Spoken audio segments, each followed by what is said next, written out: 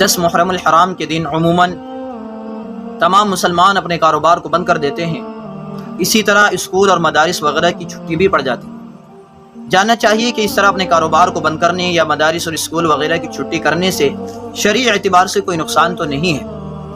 تو اس کو سمجھنا چاہیے کہ حضرات علماء نے لکھا ہے کہ شرعی اعتبار سے کاروبار بند کرنے اور اسکول یا مدارس وغیرہ کی چھٹی کرنے میں کئی نقصانات ہوتے ہیں۔ ان میں سے پہلا نقصان تو یہ ہے کہ اس چیز کے اندر یہ شیعہ سے مشابہت پائی جاتی ہے، اس لیے کہ شیعہ لوگ 10 محرم کے دن اپنے مذہب کو پھیلانے کے لیے بے پناہ محنت اور مشقت کا مظاہرہ کرتے ہیں۔ اس کے برعکس مسلمان مدارس وغیرہ کی چھٹی کر کے یا اپنے کاروبار کو بند کر کے یہ اپنی بے ہمتی کا اور بیکاری کا ثبوت دیتے ہیں۔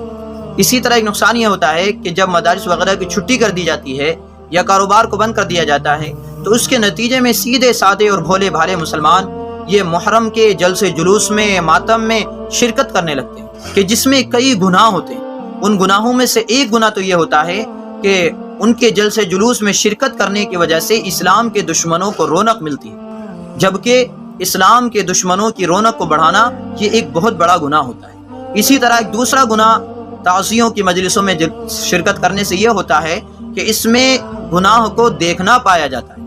اور گناہ کو دیکھنا بھی گناہ ہوتا ہے۔ اس کے علاوہ اور بھی بہت سارے خرافات ہوتی ہیں محرم کے دن جلسے جلوس کے نام پر، ماتم کے نام پر۔ اگر کاروبار کو بند نہ کیا جائے یا اسی طرح مدارس یا اسکول وغیرہ کی چھٹی نہ کی جائے تو یہ مسلمان بہت سارے گناہوں سے اس دن بچ سکتا ہے۔ اس لیے مسلمانوں کو چاہیے کہ 10 محرم کے دن نہ تو کاروبار کو بند کیا جائے اور نہ ہی مدارس وغیرہ کی چھٹی کی جائے، اس لیے کہ اصول اور ضابطہ یہ ہے کہ جو چیز شرعاً منع ہوتی ہے اس کو دیکھنا یا اس کا تعاون کرنا یا اس کو پھیلانا یا اس کو کسی بھی طرح اس کی معاونت کرنا یہ شرعی اعتبار سے منع ہے۔ جو چیز ناجائز ہوتی ہے لہذا اس کا تعاون کرنا بھی ناجائز ہوتا ہے۔ اس لیے یہ بات بالکل واضح ہے کہ جس طرح ماتم کرنا جائز نہیں ہے اسی طرح ماتم کو دیکھنا یا ماتم میں شرکت کرنا یہ بھی جائز نہیں ہے۔ اس چیز کو اللہ کے نبی علیہ الصلوۃ والسلام نے ایک حدیث کے اندر بیان کیا جس کو امام ابو داود نے نقل کیا ہے۔ فرماتے ہیں عن ابن عمر رضی اللہ عنہ قال قال رسول اللہ صلی اللہ علیہ وسلم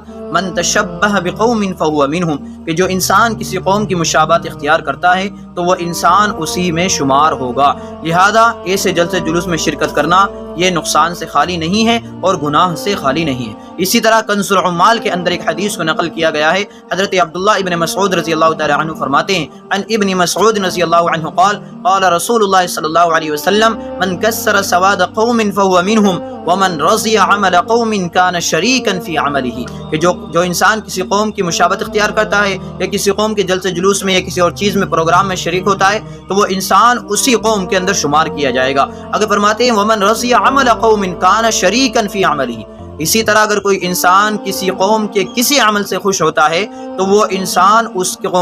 قوم کے اس عمل میں شریک کہلائے گا۔ لہذا اگر کوئی انسان ماتم نہیں کرتا لیکن وہ ماتم کے عمل میں شریک ہوتا ہے تو یا ماتم کے عمل کو اچھا سمجھتا ہے یا اس عمل سے خوش ہوتا ہے تو ایسا انسان بھی ان لوگوں کے ساتھ اس ماتم کے اندر شریک مانا جائے گا۔ اسی طرح ایک فقہی قاعدہ ہے ما افضى الى الحرام حرام، کہ جو چیز انسان کو حرام تک پہنچاتی ہے وہ چیز حرام ہوا کرتی ہے۔ اسی طرح ایک اور قاعدہ ہے الوسیلۃ الی الحرام حرام، کہ حرام تک پہنچانے کے لیے جس وسیلے کو اختیار کیا جاتا ہے وہ وسیلہ بھی حرام ہوتا ہے۔ لہذا اس اصول کی روشنی میں اس بات کو سمجھنا چاہیے کہ جس طرح ماتم کا کرنا ناجائز ہے اور حرام ہے، اسی طرح وہ اسباب اختیار کرنا کہ جو انسان کو ماتم میں شریک کرا دیں ان تمام اسباب کو اختیار کرنا بھی حرام ہوگا اور ناجائز ہوگا۔ اس لیے مسلمانوں کو اس چیز کو اچھی طرح سمجھنا چاہیے اور اپنی پوری کوشش یہ کرنی چاہیے کہ 10 محرم کے دن یہ جتنی بھی خرافات ہوتی ہیں ان تمام خرافات سے مسلمان دور رہے